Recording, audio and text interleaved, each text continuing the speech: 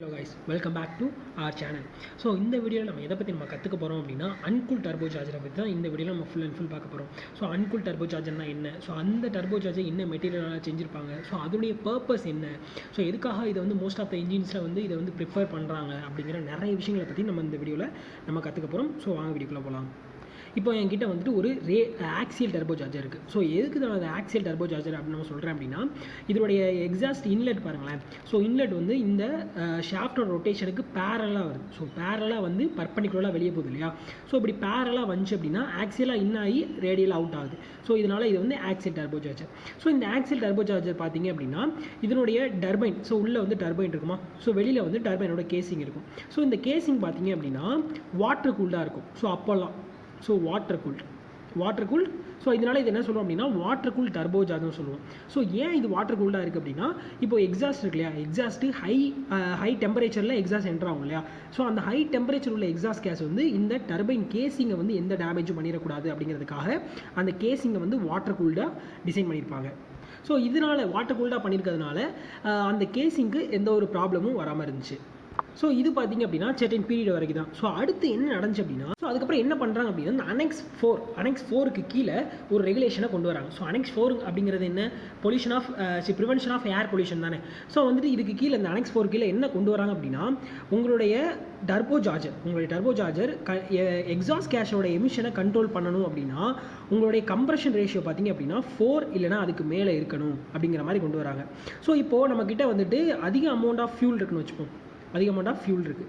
So இதை எரிக்கிறதுக்கு வந்து same amount of 14:1 ratio நம்ம வந்துட்டு பிரின்சிபல் ஆஃப் கம்பஷன் அப்படிங்கிற ஒரு வீடியோவில் நம்ம ஃபுல் அண்ட் ஃபுல் இதை பற்றி நம்ம டிஸ்கஸ் பண்ணியிருந்தோம்.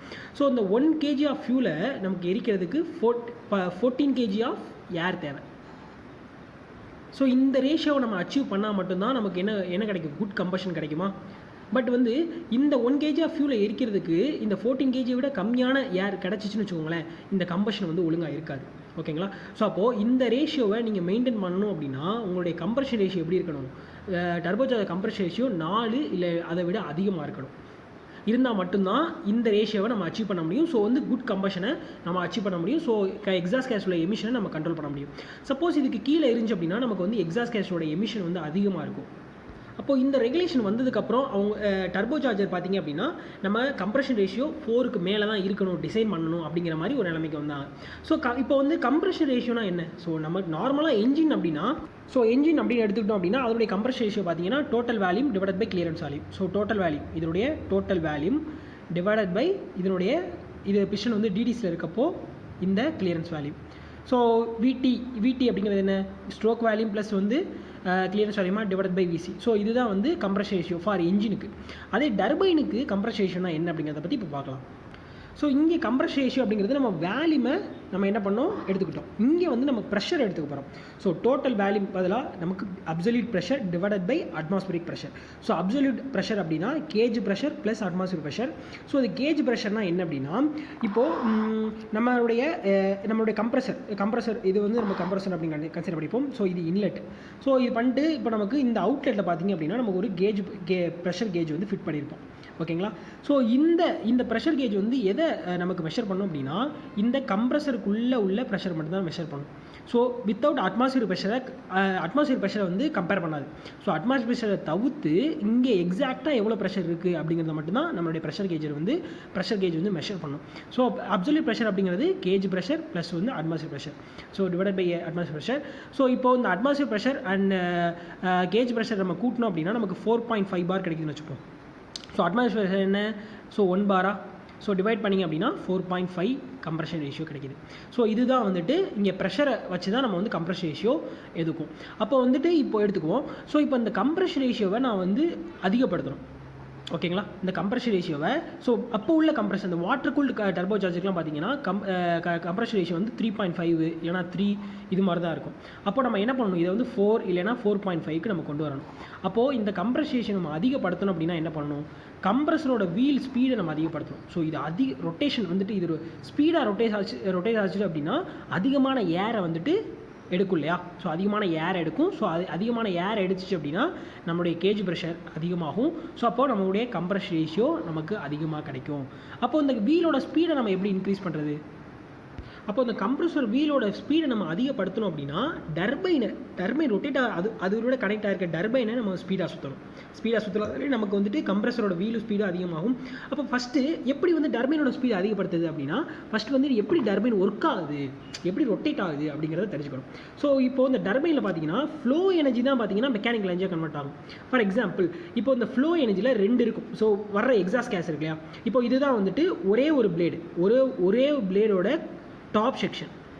ஸோ இது வந்துட்டு இப்போ நிறைய பிளேட் இருக்கும் இல்லையா, ஸோ இது மாதிரி நிறைய பிளேட்ஸ் இருக்கும் இந்த டர்பைனில். ஒரு பிளேடை மட்டும் எடுத்துக்கிட்டு அதோட டாப் வியூவில் பார்த்தீங்கன்னு வச்சுக்கோங்களேன், இதே மாதிரி ஏரோஃபாயில் ஷேப்பில் இருக்கும். இப்போ வர்ற எக்ஸாஸ்ட் கேஸுக்கு 2 எனர்ஜி இருக்கும். ஒன்று வெலாசிட்டி இருக்கும், இன்னொன்று டெம்பரேச்சர் இருக்கும். ஓகேங்களா, 2 எனர்ஜி இருக்கும். ஸோ வர்ற வெலாசிட்டியும் அதிகமாக இருக்கும், டெம்பரேச்சர் அதிகமாக இருக்கும். இப்போ இந்த அதிகமான வெலாசிட்டியில் வர்ற இந்த எக்ஸாஸ்ட் கேஸ் வந்துட்டு இந்த டர்பைன் பிளேனில் படுறப்போ இங்கே இப்படி போகுமா. ஸோ இங்கே உள்ளது வெலாசிட்டி அதிகமாக அப்படியே போயிடும். ஆனால் இங்கே உள்ளது கொஞ்சம் ரெஸ்ட்ரிக்ஷன் இருக்குது பாருங்கள். ஸோ அதனால் இதோடைய வெலாசிட்டி கம்மியாகும். ஸோ மேலே உள்ள கேஸோட வெலாசிட்டி அதிகமாக இருக்கிறதுனால ப்ரெஷர் எப்படி இருக்கும், கம்மியாக இருக்கும். இங்கே வந்துட்டு வெலாசிட்டி கம்மியாக இருக்கிறதுனால இது வந்து ரெஸ்ட்ரிக்ஷன் இருக்கிறதுனால வெலாசிட்டி கம்மியாகும். ஸோ கம்மியாக இருக்கிறதுனால இங்கே வந்து ப்ரெஷர் வந்து அதிகமாக இருக்கும். அப்போது high pressure to low pressure, எப்போவும் ப்ரெஷர் வந்து high pressure to low pressure தான் போகும். அப்போது இந்த பக்கம் ஒரு த்ரஸ்ட் ஃபோர்ஸ் கிரியேட் ஆகும். ஸோ இந்த த்ரஸ்ட் ஃபோர்ஸ் தான் பார்த்திங்க அப்படின்னா நம்மளுடைய டர்பைனை ரொட்டேட் பண்ண வைக்குது. ஓகேங்களா, அப்போது இதோட ரொட்டேஷன் எதை பொறுத்து இருக்கும், வெலாசிட்டி அதிகமாக இருந்தாலும் நமக்கு என்ன ஆகும், ரொட்டேஷன் அதிகப்படுத்த முடியும். வெலாசிட்டி அதிகமாக இருந்தால் தான் நமக்கு என்ன பண்ண முடியும், இந்த வீலை வந்துட்டு அதிகமான ஸ்பீடில் உங்களால் ரொட்டேட் பண்ண முடியும். அப்போ வெலாசிட்டி நீங்கள் அதிகப்படுத்தணும் அப்படின்னா என்ன பண்ணணும், இதில் வர்ற எக்ஸாஸ்ட் கேஸோட டெம்பரேச்சர் பார்த்தீங்கன்னா அதிகமாக இருக்கணும். எக்ஸாஸ்ட் கேஸோட டெம்பரேச்சர் பார்த்தீங்கன்னா அதிகமாக இருந்தால் மட்டும்தான் இந்த வர்ற கேஸோட வெலாசிட்டி அதிகமாக இருக்கும். ஓகேங்களா, ஸோ இதுலேருந்து நமக்கு என்ன தெரியுது, கம்ப்ரஷன் ரேஷியோ அதிகப்படுத்தணும் அப்படின்னா கம்ப்ரஸரோட வீல் ஸ்பீடு அதிகப்படுத்தணும். கம்ப்ரஸரோட வீல் ஸ்பீடு அதிகப்படுத்தணும்னா நான் வந்து டர்பைன் ஸ்பீடு அதிகப்படுத்தணும். டர்பைனோட ஸ்பீடு அதிகப்படுத்தணும் அப்படின்னா நான் வந்து எக்ஸாஸ்ட் கேஸோட வெலாசிட்டி அதிகப்படுத்தணும். அப்போ வெலாசிட்டி நான் அதிகப்படுத்தணும் அப்படின்னா நான் வந்து எக்ஸாஸ்ட் கேஸோட டெம்பரேச்சர் எனக்கு அதிகமாக இருந்தால் மட்டும்தான் வெலாசிட்டி அதிகமாக இருக்கும். அப்போது இதுலேருந்து நமக்கு என்ன தெரியுது அப்படின்னா டெம்பரேச்சரை பொறுத்து தான் கம்ப்ரஷன் ரேஷியோ இருக்குது. ஸோ எக்ஸாஸ்ட் கேஸோட டெம்பரேச்சர் அதிகப்படுத்த முடிஞ்சால் தான் என்னுடைய கம்ப்ரஷன் ரேஷியோவை நான் அதிகப்படுத்த முடியும். ஸோ ஏற்கனவே பார்த்தீங்க அப்படின்னா 2 ஸ்ட்ரோக் இன்ஜினோட எக்ஸாஸ்ட் டெம்பரேச்சர் பார்த்தீங்கன்னா 4 ஸ்ட்ரோக் இன்ஜினை விட கம்மியாக தான் இருக்கும். ஏன் அப்படின்னா இப்போது இதில் எக்ஸாஸ்ட் கேஸ் எப்படி வந்து வெளியில் எக்ஸ்பெல்ட் ஆகுது அப்படின்னா டியூ டு பிஸ்டனோட மோஷன் காரணம். ஸோ பிஸ்டன் தான் பார்த்தீங்க அப்படின்னா எக்ஸாஸ்ட் கேஸை வெளியே தள்ளுது. ஆனால் இங்கே வந்துட்டு ஸ்கேவஞ்ச் ஏர் ப்ரெஷர் தான் பார்த்தீங்கன்னா எக்ஸாஸ்ட் கேஸை வெளியே தள்ளும். ஓகேங்களா, அப்போது ஸ்கேவஞ்ச் ஏர் என்ன பண்ணும், அதில் உள்ள டெம்பரேச்சரை அப்சர்வ் பண்ணிக்கும்.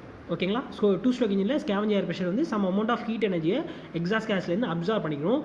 ஸோ அதனால இதனுடைய எக்ஸாஸ்ட் கேஸ் டெம்பரேச்சர் ஏற்கனவே கம்மியாக தான் இருக்கும். ஸோ இதில் எக்ஸாஸ்ட் கேஸ் ஏற்கனவே கம்மியாக இருக்குது. அது இல்லாமல் நம்ம வந்து வாட்டர் கூல் டர்போசார்ஜர் யூஸ் பண்ணணும்னு வச்சுக்கோங்களேன், என்ன நடக்கும், கேசிங்கும் என்ன பண்ணும், சம் அமௌண்ட் ஆஃப் அந்த கேசிங்கில் உள்ள வாட்டரை என்ன பண்ணும், some amount of heat energy absorb பண்ணிக்கிறோம். அப்போது நமக்கு கம்மியான அமௌண்ட் ஆஃப் ஹீட் எனர்ஜி தான் பார்த்திங்க அப்படின்னா நமக்கு டர்பைனில் போய் ரொட்டேட் பண்ண ஹெல்ப் பண்ணும். அப்போது டர்பைனோட ஸ்பீடு கம்மியாக இருக்கும், என்னோட கம்ப்ரஷன் ரேஷியோவை நான் அதிகப்படுத்த முடியாது.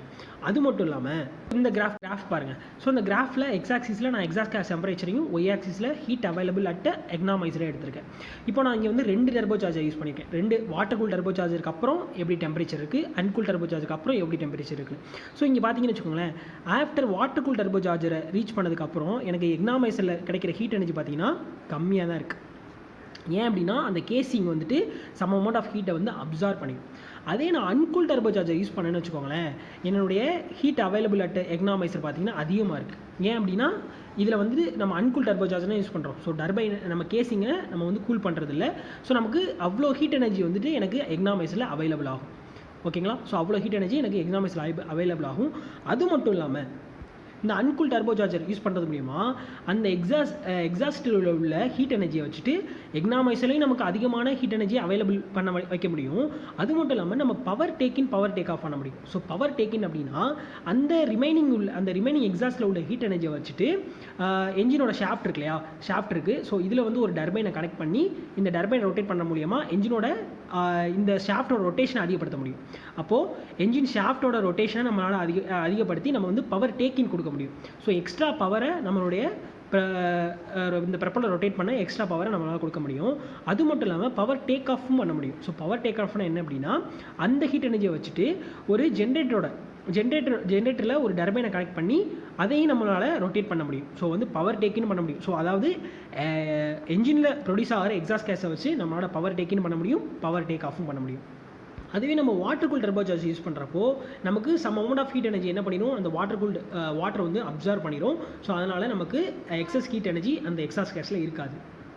ஸோ இப்படி இந்த வாட்டர் கூல் டர்போசார்ஜர் யூஸ் பண்ணுறதுனால பார்த்திங்க அப்படின்னா இதனுடைய ஓவரால் பிளான்ட்டோட தெர்மல் எஃபிஷியன்சி பார்த்திங்கன்னா அதிகமாக இருக்கும். ஸோ ஓவரால் பிளான்ட்டோட தெர்மல் எஃபிஷியன்சி அதிகமாகும். ஏன்னா நம்ம என்ன பண்ணுறோம், அதை வச்சுட்டு அதிகமான ஹீட் எனர்ஜி நம்ம எக்னாமைசரில் வந்து அவைலபிள் பண்ண வைக்கிறோம், பவர் டேக் ஆஃப் பண்ண முடியும். ஸோ இதனால் பார்த்திங்க அப்படின்னா ஓவரால் பிளான்ட்டோட தெர்மல் எஃபிஷியன்சி நமக்கு அதிகமாக இருக்கும். ஸோ அது மட்டும் இல்லாமல் இப்போது என்ஜின் வந்து லோவில் இப்போ நீங்கள் வந்துட்டு என்ஜின் வந்து லோவில் இருக்குன்னு வச்சுப்போம். ஸோ அதாவது ஆர்பிஎம் வந்து கம்மியாக இருக்குது, என்ஜினோட ஆர்பிஎம் கம்மியாக இருக்குது அப்படின்னா அதில் ப்ரொடியூஸ் ஆகிற எக்ஸாஸ்ட் கேஸ் டெம்பரேச்சரும் பார்த்தீங்கன்னா கம்மியாக தான் இருக்கும். எக்ஸாஸ்ட் கேஸ் டெம்பரேச்சரும் கம்மியாக தான் இருக்கும். இந்த கம்மியான எக்ஸாஸ்ட் டெம்பரேச்சர் உள்ள இந்த எக்ஸாஸ்ட் கேஸ் வந்துட்டு வாட்டர் கூல் டர்போசார்ஜர் போச்சுன்னு வச்சுக்கோங்களேன், ஏற்கனவே இதில் கம்மியாக தான் இருக்குது. இப்போ இந்த வாட்டர் கூல் டர்போசார்ஜரில் உள்ள வாட்டர் என்ன பண்ணும், சம் அமௌண்ட் ஆஃப் ஹீட் எனர்ஜியை அப்சர்வ் பண்ணிடும். அப்போது இந்த எக்ஸாஸ்ட் கேஸ் டெம்பரேச்சர் இன்னும் கம்மியாகுமா? ஸோ கம்மியாச்சு அப்படின்னா நமக்கு கோல்டு கரோஷன் ஏற்படும், அதாவது சல்ஃபூரிக் ஆசிட் வந்து ஃபார்ம் ஆயிரும். ஸோ இதை பற்றி நம்ம வந்துட்டு சிலிண்டர் லூப்ரிகேட்டர்ஸில் நம்ம டீட்டெயிலாக பார்ட் 1ல் நம்ம டீட்டெயிலாக எக்ஸ்பிளைன் பண்ணியிருப்போம். ஸோ கோல்டு கரோஷனா என்ன, அது எப்படி ஃபார்ம் ஆகுது அப்படிங்கிறத எக்ஸ்பிளைன் பண்ணியிருப்போம். ஸோ இதை வந்துட்டு சல்ஃபூரிக் ஆசிட் ஃபார்ம் ஆயிருமா? ஸோ சல்ஃபூரிக் ஆசிட் ஃபார்ம் ஆச்சு அப்படின்னா அந்த கேசிங் என்ன ஆரம்பிச்சிடும், ஸோ கரோடாக ஆரம்பிச்சிடும். ஓகேங்களா? ஸோ வந்துட்டு அப்போது லோவில் இருக்கப்போ, ஸோ என்ஜின் வந்துட்டு லோ ஆர்பிஎம்மில் ரொட்டேட் ஆகிறப்போ இந்த வாட்டர் கூல் டர்போசார்ஜர் யூஸ் பண்ணுறப்போ இந்த ப்ராப்ளம் நமக்கு வந்துச்சு. அதே வந்து இப்போ அன்கூல் டர்போசார்ஜர் யூஸ் பண்ணணும்னு வச்சுக்கோங்களேன், என்ன நடக்கும், ஸோ வந்துட்டு எந்த ஒரு ஹீட் எனர்ஜியும் நம்ம வந்து அப்சர்வ் பண்ண போகிறதில்ல. ஸோ நமக்கு இந்த கோல்டு கரோஷன் ஏற்படாது. ஸோ இப்போ வந்து உங்களுக்கு ஒரு டவுட் வந்திருக்கும், என்ன அப்படின்னா, ஸோ இப்போ வந்துட்டு இந்த ஹீட் எனர்ஜி டர்பைன் கேசிங்கை அஃபெக்ட் பண்ணக்கூடாது அப்படிங்கிறதுக்காக தான் நம்ம என்ன பண்ணோம், வாட்டர் கூல் கேசிங் யூஸ் பண்ணோம். அப்போது அந்த எக்ஸாஸ்ட் கேஸ் டெம்பரேச்சர் இந்த அன்கூல் டர்போசார்ஜர் கேசிங்கை டேமேஜ் பண்ணாதா அப்படிங்கிற மாதிரி உங்களுக்கு டவுட் வரும். ஸோ இதுக்காக என்ன பண்ணாங்க அப்படின்னா மெட்டீரியலை சேஞ்ச் பண்ணாங்க. ஸோ நம்மளோட டர்பைன் வீல்லாம் பார்த்திங்க அப்படின்னா நிக்கல் குரோமியம் அலாயால் செஞ்சுருக்கும். ஸோ நிக்கல் வந்து 75%, கார்பன் மோனாக்சைடு வந்து 18%, அப்புறம் டின் இது வந்துட்டு 3%, அடுத்து அலுமினியம் வந்து 2%, குரோமியம் 2%. ஸோ இது வந்து இப்படி யூஸ் பண்ணி தான், இவ்வளோ அலாய்ஸ் யூஸ் பண்ணி தான் நம்ம வந்து டர்பைன் வீல் வந்து மேடாயிருக்கும். ஸோ இந்த நிக்கல் குரோமியம் அலாயோட க்ரீப் ரெசிஸ்டன்ஸ் பார்த்திங்கன்னா 650 டிகிரி செல்சியஸ். அதாவது க்ரீப் ரெசிஸ்டன்ஸ் அப்படின்னா அவ்வளோ டெம்பரேச்சரில் இது வந்து தாங்கும். ஸோ இந்த 650 டிகிரி செல்சியஸில் அதிகமாக ஆயிடுச்சுன்னு வச்சுக்கோங்களேன், இந்த டர்பைன் வீடு வந்து எக்ஸ்பேண்ட் அண்ட் வந்து கான்ட்ராக்ஷன் இது மாதிரி எக்ஸ்பேண்ட் ஆக ஆரம்பிச்சிடும். ஸோ வந்துட்டு இந்த 650 டிகிரி செல்சியஸ் வரைக்கும் இந்த டர்பைன் வீலுக்கு எந்த ஒரு ப்ராப்ளமும் கிடையாது. அப்போது 650 டிகிரி செல்சியஸ் மேலே நமக்கு என்ன வரப்போகிறது இல்லை, நமக்கு எக்ஸாஸ்ட் கேஸ் டெம்பரேச்சர் வரப்போகிறது இல்லையா. ஸோ அதனால் வந்துட்டு நமக்கு இந்த டர்பைன் வீல் வந்து சேஃப் தான். ஆனால் டர்பைன் கேசிங் எடுத்துக்கிட்டிங்க அப்படின்னா நம்ம வாட்டர் கூல் டர்போசார்ஜர் யூஸ் பண்ணுறப்போ நம்ம கேஸ்ட் அயன் யூஸ் பண்ணோம். ஸோ கேஸ்ட் அயன் யூஸ் பண்ணோம். ஆனால் இப்போ வந்து நம்ம அன்கூல் டர்போசார்ஜர் யூஸ் பண்ணுறோம் இல்லையா. ஸோ அதனால் நமக்கு அந்த எக்ஸாஸ்ட் கேஸ் டெம்பரேச்சர் கண்டிப்பாக அந்த கேஸ்ட் அயனை டேமேஜ் பண்ணிடும். ஸோ அதனால் என்ன பண்ணிட்டாங்க அப்படின்னா அந்த அன்கூல் டர்போசார்ஜரில் spheroidal graphite cast iron use பண்ண ஆரம்பித்தாங்க. ஸோ இந்த spheroidal graphite cast iron use பண்ணுறப்போ இதனுடைய க்ரீப் ரெசிஸ்டன்ஸும் அதிகமாக இருக்கிறதுனால நமக்கு என்ன நடக்குது அப்படின்னா அந்த அன்கூல் டர்போசார்ஜரோட கேசிங் வந்து சேஃபாக இருக்கும். அதே மாதிரி கம்ப்ரஸர் வீல் எடுத்துப்போம். ஸோ கம்ப்ரஸர் அந்த இம்பெல்லர் இருக்கு இல்லையா, அது பார்த்திங்கன்னா வாட்டர் கூல் டர்போசார்ஜர் யூஸ் பண்ணுறப்போ நம்ம அலுமினியம் அலாய் யூஸ் பண்ணோம். இந்த அலுமினியம் அலாய் யூஸ் பண்ணுறப்போ நமக்கு வாட்டர் கூல் டர்போசார்ஜரில் கம்ப்ரஷன் ரேஷியோ வந்து 3.7 தான். ஸோ 3.7 இருக்கிறப்போ இதனுடைய க்ரீப் ரெசிஸ்டன்ஸ் பார்த்திங்கன்னா 160 டிகிரி செல்சியஸ் தான்.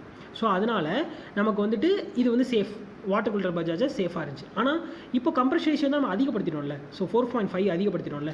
அப்போது நமக்கு கம்ப்ரஸரில் கிடைக்கிற டெம்பரேச்சரும் பார்த்திங்கன்னா கொஞ்சம் அதிகமாக தான் இருக்கும். ஓகேங்களா? ஸோ அதிகமாக தான் இருக்கும். அப்போது இந்த அலுமினியம் அலாய் டேமேஜ் ஆக வாய்ப்பு இருக்குது. ஸோ அதனால் என்ன பண்ணாங்க அப்படின்னா இந்த இதில் வந்து தின் ஷீட்ஸ் ஆஃப் டைட்டானியம் யூஸ் பண்ணாங்க. ஆனால் வந்து தின் ஷீட் ஆஃப் டைட்டானியம் பார்த்திங்கன்னா இதோட விலை கூட, டைட்டானியமுக்கு விலை கூட இல்லையா. ஸோ இதை வந்து பிளேட் டைப் ஹீட்டேஜ்லாம் நம்ம வந்து இதை யூஸ் பண்ணுறோம், டைட்டானியம் யூஸ் பண்ணுறோம். ஆனால் இது வந்து விலை கூட. ஸோ அதனால் என்ன பண்ணாங்க அப்படின்னா ஸ்டெயின்லெஸ் ஸ்டீல் வந்து யூஸ் பண்ண ஆரம்பித்தாங்க. ஸோ வந்து கம்ப்ரஸர் வீலாக வந்து ஸ்டெயின்லெஸ் ஸ்டீல் யூஸ் பண்ணாங்க. அது மட்டும் இல்லாமல் special alloys of aluminium alloy use பண்ணாங்க. So special aluminium alloy use பண்ணாங்க. ஸோ இந்த 2 மெட்டீரியல் நம்ம யூஸ் பண்ணுறதுனால இதோட க்ரீப் ரெசிஸ்டன்ஸ் வந்து ரெண்டுக்குமே அதிகம். ஸோ அதனால் அன்கூல் டர்போசார்ஜருக்கு இந்த கம்ப்ரஸர் வீல் அன்கூல் டர்போசார்ஜரில் இந்த மெட்டீரியல் யூஸ் பண்ணுறப்போ நமக்கு அந்த கம்ப்ரஸர் வீலுக்கு எந்த ஒரு டேமேஜும் ஏற்படாது. ஸோ இப்போ உங்களுக்கு வந்துட்டு அன்கூல் டர்போசார்ஜர் பர்பஸ் என்ன, ஸோ அதில் என்னென்ன மெட்டீரியல்ஸ் யூஸ் பண்ணுறோம், ஸோ அது எப்படி வந்து டெம்பரேச்சர் தாங்குது அப்படிங்கிற மாதிரி உங்களுக்கு நிறைய விஷயங்களை நம்ம வந்து கற்றுருப்போம் இந்த வீடியோவில். ஸோ நெக்ஸ்ட் வீடியோ மீட் பண்ணுறேன். தேங்க்யூ.